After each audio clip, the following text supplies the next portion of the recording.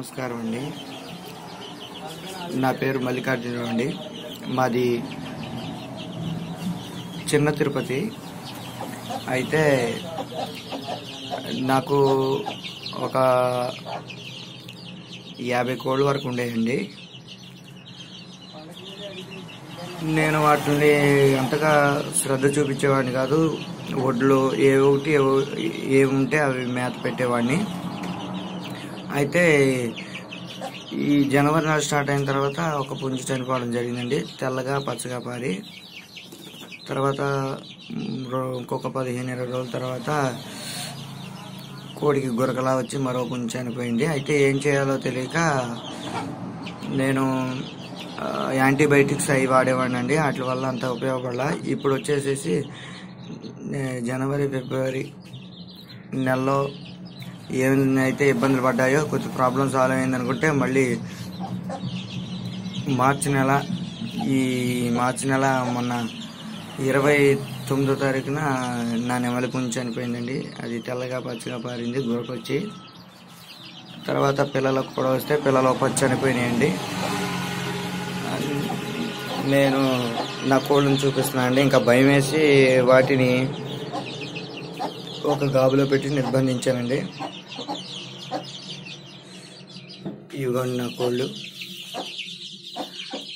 అవిగోండి పెట్ట. అయితే వీటన్నిటిని వాటికి దూరం పెట్టేయడం జరిగిందండి. సరైన అవగాహన లేకపోవడం వల్ల కోడి పిల్లల్ని, పుంజులు కానీ పెట్టలు కానీ మనం పెంచాలంటే మనకు కొంచెం అవగాహన ఉండాలి. భయంతో పెంచి వాటికి సరైన ఫుడ్ కానీ, సరైన దానా కానీ, సరైన మెడిసిన్ అంటే ఓకే, మెడిసిన్ వేసేకోకుండా మనం ఎలా మెయింటైన్ చేయాలో మనకి తెలియని పరిస్థితుల్లో ఎవరైనా కొంచెం పెద్దవాళ్ళ సలహా తీసుకోవాలి, సీనియర్లదే. అయితే నాకు ఇలా కోళ్ళు చనిపోవడం వల్ల భయం వేయడం వల్ల నేనేం కోరుకుంటున్నానంటే, ఒక మంచి సలహా ఎవరైనా ఇస్తే బాగుందని యూట్యూబ్లో వెతుకుతున్నాను. అయితే నాకు సురక్ష ఫామ్ వారు నాకు చిన్న సొల్యూషన్ చెప్పారండి. అయితే ఈ ఒక కోడి వయసు నుండి, చిన్న కోడి పిల్ల వయసు నుండి మనం సంవత్సరం లోపు ఎటువంటి జాగ్రత్తలు తీసుకోవాలో వారి సలహాలను అనుసరించాలని నేను ఈ వీడియో చేయమని అడగడం జరిగిందండి ఆయన్ని. అయితే మనం యాంటీబయాటిక్ ఇచ్చినా, ఎక్కువ యాంటీబయాటిక్ ఇచ్చేసి మనం వాటి ప్రాణాలు తీయడం కూడా జరుగుద్ది. అందు గురించి దేనికైనా ఒక మంచి మార్గదర్శి మనకి చెప్పేటటువంటి విషయాలను బట్టి మనం సరిగ్గా వాటిని అవగాహనలో పెట్టుకుంటే మన కోళ్ళకి మంచి భవిష్యత్తు, మనకి మంచి భవిష్యత్తు ఉంటుంది. తెగుళ్ళు అనేవి మనం చేసేటటువంటి అజాగ్రత్తల వల్ల ఉండడం జరుగుతుంది. దాని గురించి ఆయన వ్యాక్సిన్లు కానీ, తర్వాత ఈ యాంటీబయాటిక్స్ కానీ, మనం తీసుకోవాల్సిన జాగ్రత్తలు కానీ మాకు చెప్పాలని సురక్ష ఫామ్ వారిని కోరుతూ, మంచి ఈ తెగుళ్ళు కానీ, లేకపోతే తెల్లగా పచ్చగా పారడం కానీ, వానాకాలంలో వచ్చే తెగులు కానీ,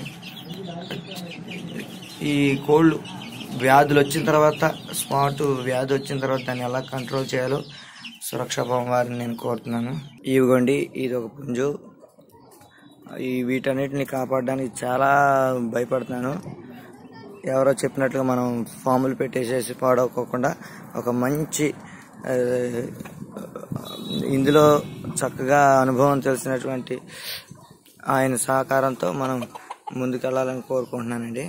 అదిగోండి పుంజులు ఇలాగా వాటికి దూరం పెట్టేసేయడం జరిగిందండి. నాకున్న ఈ చిన్న ప్లేస్లోనే నేను పెంచడం జరిగింది. వాటిని దూరం పెట్టేశాను. అయితే వాటిని దూరం పెట్టాలి, వీటిని దూరం పెట్టాలి అనేటటువంటి ఈ భయాన్ని దూరం చేసుకోవాలంటే సురక్ష ఫామ్ వారిని నేను కోరుకునేది, తొందరలో మనకే తెలియకుండా రోగం వచ్చినప్పుడు అది దాని పొజిషన్ బట్టి వీటిని కొంచెం దూరంగా పెట్టాను సార్. వేరే చిన్న గదిలో అక్కడికి ఇక్కడ భయం వేసి సార్. ఇదిగోండి సార్, ఇందులో కొన్ని పిల్లలు ఉన్నాయి సార్. ఇవి కొంచెం యాక్టివ్గానే ఉన్నాయి సార్. అన్నిటికి ఏం జరుగుతుందని భయం వేస్తుంది సార్. రాత్రి ఒక పుంజు చనిపోయింది సార్. ఆ పుంజు వీడియో కూడా పెడతాను సార్. సార్ ఇక్కడ గతంలో చిన్న చిన్న షెడ్లా ఉండేవి సార్. వీటిని సర్దించేసి శుభ్రంగా పెద్ద ఫామ్ లాంటిది స్టార్ట్ చేసుకోవాలనుకున్నాను సార్. ఇంతలోనే ఇలా కోళ్ళకి జరుగుతున్నాయి సార్. ఇలాగా జరుగుతూ మొదలై సార్ ఇవాళకి 4 రోజులు సార్. పైన ఫస్ట్ వీడియోస్ పంపించాను కదా సార్, 10 పిల్లలు. అక్కడ చూపించినట్లో సార్ చూపిస్తాను సార్. వాటిలో నల్లపెట్ట పిల్లలు సార్. అయితే ఆ ఫామ్ అక్కడ స్టార్ట్ చేస్తున్నాను సార్. అక్కడ మెయింటైన్ చేసుకోవాలని. ఇంతలో వీటికి రోగాలు ఇవన్నీ వచ్చేటప్పుడు సార్ వాటిని అక్కడి నుంచి ఇక్కడ మార్చుకొచ్చాను సార్. అది కన్స్ట్రక్షన్ అయిపోయిన దాంట్లో పెట్టాలనుకున్నాను సార్. వీటికి మొన్న నెమలి పుంజ అయితే సార్, ఇదిగోండి సార్, వీటి దగ్గర ఉన్న పొజిషన్ సార్ కొంచెం కరుగ్గా ఉన్నాయి సార్ ఈ ప్రస్తుతానికి సార్. ఇంకా 30 పిల్లల్లో ఒక 2 పెట్టలు మాత్రం వేరే రూమ్లో ఉన్నాయి సార్. ఇందరు ఫస్ట్ పంపించిన వీడియో.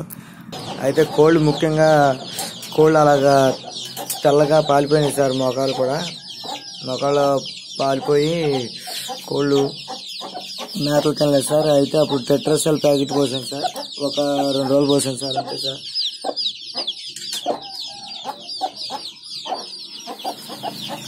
ఇదిగోండి సార్, ఇక్కడ లొకేషన్ సార్ ఇది. అయితే సార్ నాకు ఎందుకు భయం వేస్తుందంటే సార్, నెమలి పుంజు అలాగే తెల్లగా పచ్చగా పారింది సార్. నేను లాంగ్ యాక్టివ్ను తర్వాత టైజన్ కూడా కొట్టాను సార్. ఇంజక్షన్ వేసుకుని తర్వాత అది గురకలాగా వచ్చేసి కొట్టుకుని అయితే 2 రోజులు చేసింది సార్. లాంగ్ యాక్టివ్ను టెట్రాసెల్లో చనిపోయింది సార్. మళ్ళీ ఏం జరిగిందంటే సార్, మొన్న నైటు తెల్ల పిల్లలు ఇప్పుడు పంపించాను చూసారు సార్, కొంచెం పైన ఉన్న వీడియో. అందుట్లో పిల్లలు ఒక 11 పిల్లలు చనిపోయినాయి సార్. అవి ఇంక్యుబేటర్ మీద తీసాను సార్. అవి ఆగలేదు సార్. అయితే వీటికి వచ్చేసి సార్ నేను మేత ఏం పెట్టానంటే ఒడ్లు తర్వాత మొక్కజొన్నలు బాగా ఆడిచ్చి పెట్టాను సార్. అంతే సార్. రేపు ఈ ఎండాకాలం ఎలా అయింది సార్, రేపొద్దున మళ్ళీ వానాకాలం ఒకటి ఉంది సార్. మళ్ళీ మేత గడ్డి అయి తిని అరక్క చనిపోతాయి సార్. వీటికి ఏం చేయాలో నాకు కొంచెం టెన్షన్గా ఉంది సార్. అందుకే వీడియో చేసిన మాట కూడా తడబడుతుంది సార్. ఏమైనా తప్పులు కానీ పంపిస్తే వీడియో సార్ కొంచెం కరెక్ట్ చేసుకుంటాను సార్. కొంచెం మిమ్మల్ని ఇబ్బంది పెట్టాను అనుకుంటున్నాను సార్. కొంచెం దయించి మంచి సొల్యూషన్ మీరు ఇస్తున్నారు సార్. Okay sir. మల్లికార్జునరావు గారు, ఏంటండి గుట్టలేసి పెట్టారు? ఏంటి అసలు పూర్తిగా నాకు అర్థం కావట్లేదు. గుట్టలేసి పెట్టారు, కాస్త వాయిస్ మెసేజ్ పెట్టండి. ఏంటి ప్రాబ్లం ఏంటి, అసలు ఏమైంది? ఒకసారి వాయిస్ మెసేజ్ పెట్టండి ప్లీజ్. అవి నా కోడిపెట్ట పిల్లలు సార్. ముందు పిల్లలకు వచ్చింది సార్. సరేలే అని చెప్పేసి టెట్రాసెల్ యాంటీబయాటిక్ వేసాను సార్. తర్వాత వచ్చేసి డాక్సిన్ కంపెనీ వాడిది, అది కూడా యాంటీబయాటిక్ వేసాను సార్. అయినా పని అవ్వలేదు సార్. అవి నోటి నిండా సొంగలు కక్కుంటా మేత అరక్క తెల్లగా పచ్చగా పారేసి అలా చనిపోయింది సార్. ఇప్పుడు ఈ పెద్ద పుంజుకి వచ్చింది సార్. ఇది బాగానే తిరుగుతుంది సరే, వీటికి ఏం అక్కర్లేదు, అవి చనిపోయినాయి అనుకున్నాను సార్. ఇప్పుడు దీనికి కూడా వచ్చేసింది సార్. అయితే దీనికి నేను టైజన్ 15 తర్వాత టైజన్ 50 తర్వాత లాంగ్ యాక్టివ్ కొట్టాను సార్. అదొక నెమలి ఇదొక నెమలి. పనేం అవ్వలేదు సార్. ఇప్పుడు ఇది బాగా నలతగా ఉంది సార్. మేత కూడా ఏం తింటలేదు.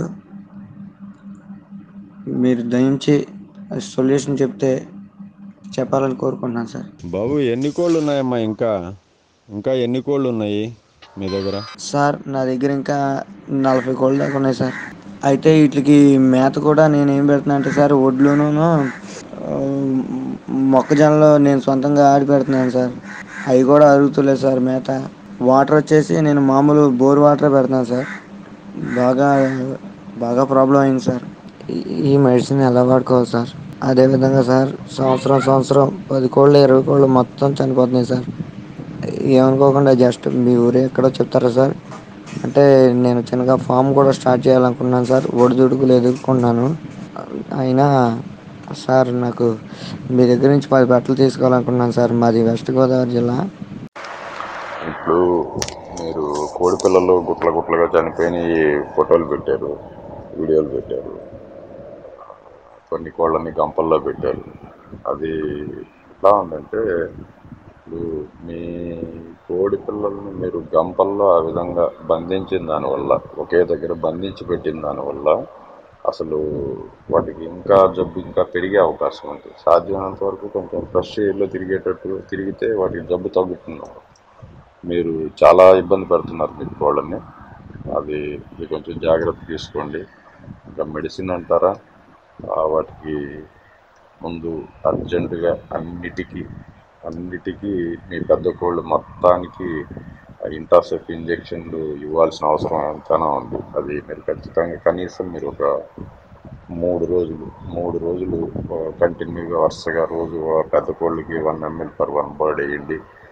చిన్నపిల్లలు ఉన్నాయి కదా, చిన్నపిల్లలకి ఇంటాసెఫ్ ఇంజెక్షన్ వేయడానికి కొంచెం ఇబ్బంది అవుతుంది కాబట్టి ఇంటాసెఫ్ని నోట్లో 2 డ్రాప్లు వేయండి. పొద్దున ఒక 2 డ్రాప్లు, సాయంకాలం ఒక 2 డ్రాప్లు ఇంటాసెఫ్ నోట్లో వేయండి.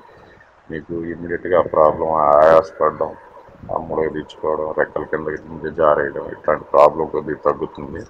అట్లాగే ఇప్పుడు జబ్బు వచ్చిన కోడి పిల్లలు మీరు నీళ్లు పెట్టినా, మేత పెట్టినా, ఏం పెట్టినా తినే పరిస్థితి ఉండదు. మీరు వాటికి నెమ్మదిగా ఏదో రకంగా వాటికి 83 విటమిన్స్ కానీ, మినరల్స్ ఇట్లాంటివి ఉన్నాయి కదా, అట్లాంటివి కొద్దిగా నెమ్మదిగా లోపల పోవడానికి ప్రయత్నం చేయాలి. మీరు అట్లీస్ట్ ఏం వేసినా వేయకపోయినా అట్లీస్ట్ మన వైమ్రాలు అంటారు కదా, ఆ వైమ్రాలు కనీసం ఒక 2 డ్రాపులున్నా తాపించండి, నోట్లో పోసి తాపించండి. కొంచెం ఒక 2 రోజులు మీరు శ్రద్ధ తీసుకుంటే కొంచెం మీ కోడి పిల్లలు ఆ స్ట్రెస్లోంచి బయటకు వస్తాయి. అసలు భయంకరమైన స్ట్రెస్లో ఉన్నాయి. అసలు ఆ విధంగా మీరు ఎట్టి పరిస్థితుల్లోనూ గంపల్లో బంధించి పెట్టకూడదు, కానీ మీరు బంధించి పెట్టారు. తప్పనిసరి పరిస్థితుల్లో మీరు ఏదో మీకు తెలియక చేశారు, కానీ ముందు ఇమ్మీడియట్గా వాటిని ఓపెన్ ప్లేస్లో తిరిగేటట్టు చూడండి. వాటికి రోజు సాయంకాలం పూట ట్రీట్మెంట్ ఇవ్వండి. మీరు సాయంకాలం పూట వాటికి మీరు ఖచ్చితంగా చిన్నపిల్లలు కాబట్టి వాటికి నోట్లో వేయండి 2 డ్రాప్లు. ఎందుకంటే హై యాంటీబయాటిక్ పడకపోతే ఆ జబ్బు తట్టుకోలేవు. ఆ తర్వాత మీరు ఏం చేస్తారంటే కొద్దిగా ఒక 2 రోజుల తర్వాత ఈ జబ్బు నుంచి కొంచెం కోలుకున్న తర్వాత వెంటనే వైమ్రాలు, షార్కోఫెరాలు ప్లస్ ఐవిఫ్లెక్స్ ఈసీ, ఈకేఎఫ్సి ఈ నాలుగు పౌడర్లు వాటర్లో కలిపి పెట్టండి. వాటర్లో కలిపి పెట్టండి కంటిన్యూగా ఒక వారం రోజుల పాటు. అన్ని ఒక పౌడర్లు అయితే 1 గ్రామ్ 1 లీటరు, లిక్విడ్ అయితే 1 ml 1 లీటరు. ఆ చొప్పున ఈ మొత్తం 4 రకాల మెడిసిన్లు కలిపి నీళ్ళలో పెట్టండి ముందు వాటికి. అప్పుడైతే తేరుకుంటాయి. కొంచెం వాటిల్లో అసలు పూర్తిగా స్ట్రెస్లో ఉన్నాయి, భయంకరమైన స్ట్రెస్. అంత స్ట్రెస్లో అసలు మీకు ఆ కోడి పిల్లలు తట్టుకుని ఉన్నాయంటేనే గొప్ప. అది ఓపెన్లో వదలండి, ముందు ఓపెన్లో గాలి తగలనివ్వండి వాటికి. రాత్రి పగల మీరు లైట్లు పెట్టి లోపల గంపలో పెట్టడం ఏంటి, అసలు అది బాగాలేదు. అసలు మీరు షెడ్ మెయింటైన్ చేయడం కరెక్ట్గా లేదు. షెడ్ కరెక్ట్గా మెయింటైన్ చేయండి. మందు మాత్రం అది చేయండి. ఇంటాసెఫ్ ఇంజెక్షన్ నోట్లో వేయండి చిన్నపిల్లలకి. పెద్దవాటికి 1 ml 1 bird చొప్పున మీరు పెద్దవాటికి ఇంజెక్షన్ చేయండి. అది ప్రస్తుతానికైతే ఇంకదే. ఇంకంతకు మించి ట్రీట్మెంట్ ఏం చేసినా అది కనీసం ఆ పిల్లలు నీళ్లు తాగే పరిస్థితి కూడా లేదు, అంత స్ట్రెస్ అయిపోతుంది. అది 2 రోజులు ఈ మందు వేస్తే కొద్దిగా తేరుకుని ఆ తర్వాత మన మేత నీళ్లు తినడం స్టార్ట్ చేస్తాయి. అప్పటిదాకా కొంచెం జాగ్రత్తగా చూడండి. అలాగే మీరు మొత్తం మీ షెడ్ మొత్తాన్ని ఫ్యూమిగేట్ చేయండి. రోజు వరుసగా ఒక 3-4 రోజుల పాటు ఈ ఫార్మాలిన్ వస్తుంది. ఫార్మాలిన్ లిక్విడ్ని కాన్సన్ట్రేటెడ్గా అంటే 1:1 1 లీటర్ ఒక 100 ml వాటర్కి 100 ml ఫార్మాలిన్ కలిపి బాగా సన్నగా స్ప్రే లాగా వచ్చేటట్టు స్ప్రే చేయండి. బాగా మొత్తం షెడ్ అంతా స్ప్రే చేయండి. ఆ విధంగా కనీసం ఒక 3 రోజులు చేయకపోతే ఆ ఇన్ఫెక్షన్ తగ్గదు. భయంకరంగా ఉంది ఇన్ఫెక్షన్. అసలు ఆ కోల్డ్ ఉన్న ప్లేస్ చూస్తుంటే, మీరు పెట్టిన వీడియోలో ఆ కోల్డ్ ఉన్న ప్లేస్ చూస్తుంటే చాలా భయంకరంగా ఉంది. కాస్త నీట్నెస్ మెయింటైన్ చేయండి. ఆ ఇన్ఫెక్షన్ తగ్గాలంటే మీరు ఆ ఫార్మాలిన్ బాగా కంటిన్యూగా ఒక 3 రోజులు వరుసగా స్ప్రే చేయండి. అట్లాగే దాన్ని కంటిన్యూ చేయడానికి మీరు కనీసం అట్లీస్ట్ 10 రోజులకు ఒకసారి, లేదు వారానికి ఒక రోజు, ఈ ఫార్మాలిన్ బాగా స్ప్రే చేయండి. షెడ్లో బాగా స్ప్రే చేయండి. కొంచెం బాగా ఇన్ఫెక్షన్ ఉంది, బాగా చూస్తూ ఉంటేనే తెలుస్తూ ఉంది ఆ షెడ్లు.